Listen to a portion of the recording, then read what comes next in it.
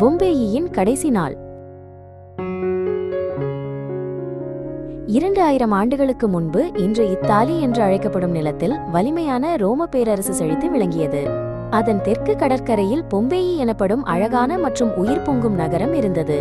துறைமுகங்களும் சந்தைகளும் அரங்கங்களும் வீடுகளும் நிரம்பிய அந்த நகரம் எண்ணற்ற மனிதர்களின் வாழ்க்கை வேரூன்றிய இடமாக இருந்தது.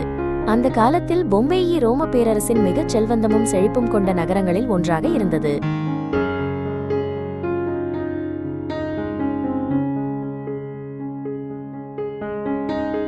பொம்பேயில் நம்மை போலவே சாதாரண மக்கள் வாழ்ந்து தங்கள் அன்றாட வாழ்க்கையில் ஈடுபட்டிருந்தனர். அப்பக்காரர் விடியற்காலைக்கு முன் அடுப்பை ஏற்றி சூடான அப்பங்களை சுடினார். துறைமுகத்தில் மீனவர்கள் புதிதாக பிடித்த மீன்களை சுத்தம் செய்து நாளுக்கு தயாரானார்கள்.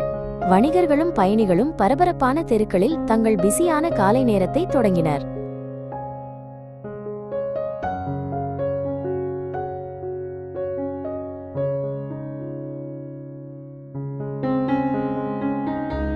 குழந்தைகள் குறுகிய சாலைகளில் ஓடி விளையாடி சிரித்தனர்.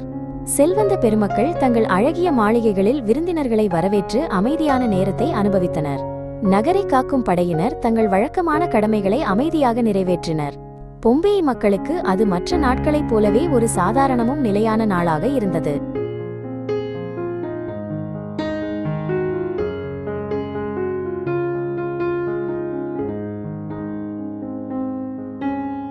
நகரத்திலிருந்து மிக தொலைவில் அல்லாமல் வெசிவியஸ் எனப்படும் ஒரு பெரிய மலை உயர்ந்து நின்றது.